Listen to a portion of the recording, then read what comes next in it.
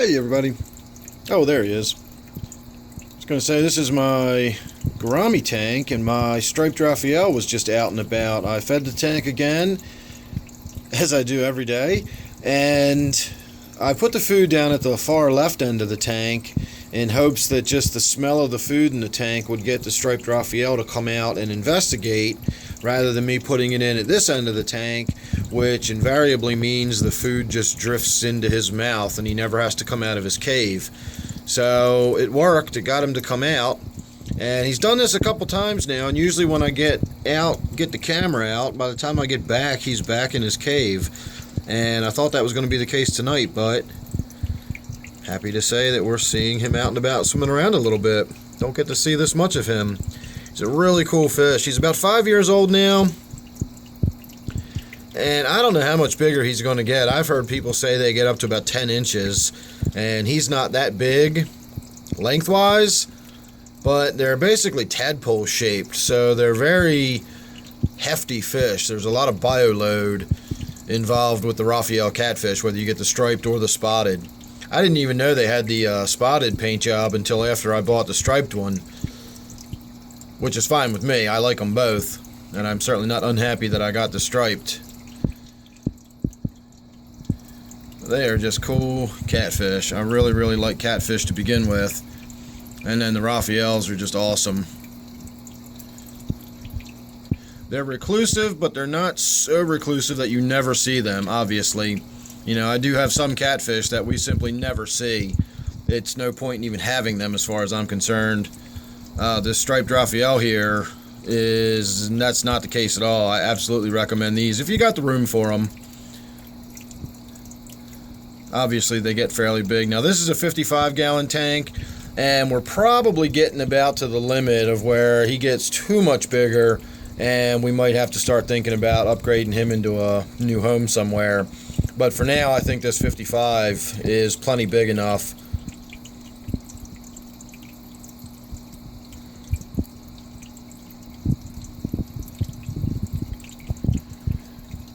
You will also notice I've got plenty of places for him to hide. I've got lots of plant coverage, so there's plenty of shade and darkness down the bottom of the tank. It's not overly brightly lit. I do have the tank very well lit. If you look at the top parts of the tank and the plants up here, I've got lots and lots of light going on, but the tank is heavily planted enough that it gives the bottom dwelling fish a little bit of shelter.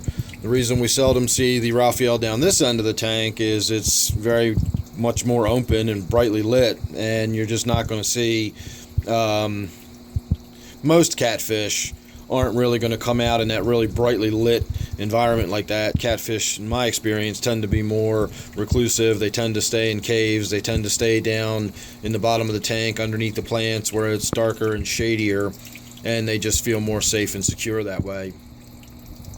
We're going to get a third run. Looks like it.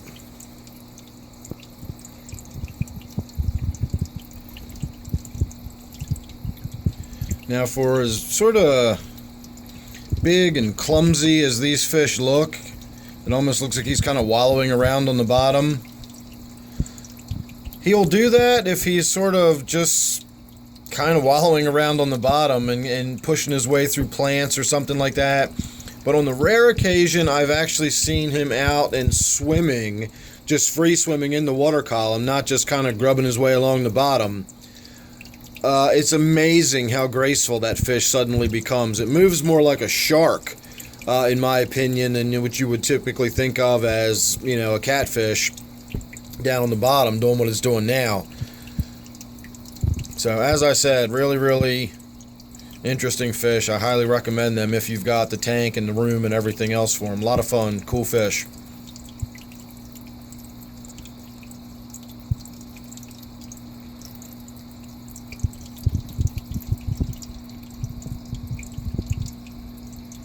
I don't know if he's going to come out again or not. I think he's settling himself in now.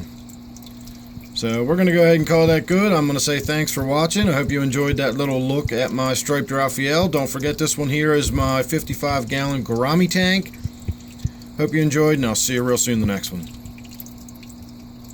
Or maybe not. Maybe we'll still get a few more moments of this one.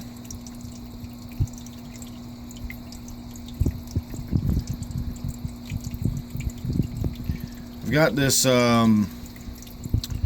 red-clawed crab tank in front of the gourami tank here that we're looking at, and I'm trying to lean around it as I shoot this video. So despite the fact that this fish is out on such prominent display right now, my back really can't stand in this position very much longer, so I'm going to have to be wrapping this video up here shortly. And maybe he's going to cooperate this time and go back into his cave and stay there. Alright everybody, I'm going to say once again, thanks for watching. Make sure you're subscribed. Don't forget that this is my gourami tank. I'll see you real soon in the next one.